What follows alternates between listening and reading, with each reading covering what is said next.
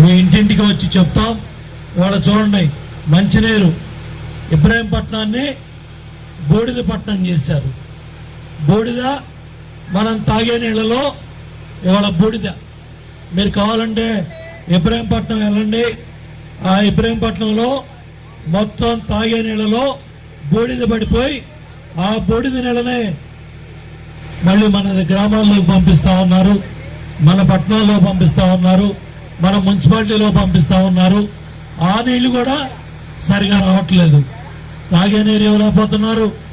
పారిశుధ్యం సరిగా లేదు, చెత్త ఎత్తేవాడు లేడు, పారిశుధ్య కార్మికుల సమస్య పరిష్కారం చేయలేదు. మొన్నటిదాకా ఆశా వర్కర్లంతా రోడ్డు మీద ఉన్నారు, ఏఎన్ఎంఎల్ రోడ్డు మీద ఉన్నారు.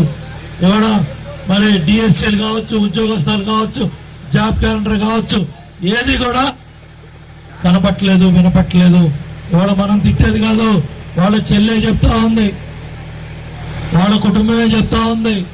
తల్లి చెల్లి ఏమయ్యారో ఇవాళ కళ్ళ ముందు కనపడతా ఉంది. ఇవన్నీ కూడా ప్రజల్లో తీసుకెళ్దాం. ఇవాళ బాబు గారు బాబు షూరిటీ, బాబు షూరిటీ, బాబు షూరిటీ ఆ కార్యక్రమంలో భాగంగా సూపర్ 6 అనే పథకాలు, 6 పథకాలని చంద్రబాబు నాయుడు గారు, పవన్ కళ్యాణ్ గారు మన ముందుకు తీసుకొచ్చారు. ఆడవాళ్ళని మహాశక్తిగా గుర్తించి ప్రతి ఆడబిడ్డకి 18 సంవత్సరాలు నిండిన తర్వాత నెలకు 1500, సంవత్సరానికి 18,000. ఎంతమంది ఆడబిడ్డలుంటే అంతమంది 18-59 సంవత్సరాల మధ్య. 60 సంవత్సరాలు ఎంత పెన్షన్ 200, 1000 చేశాం, 1000 2000 చేశాం. 2000 మొదటి నెలలో 3000 చేస్తారంటే ఈ మొదలష్ట ప్రభుత్వం ఇప్పుడు దాకా తీసుకొచ్చింది.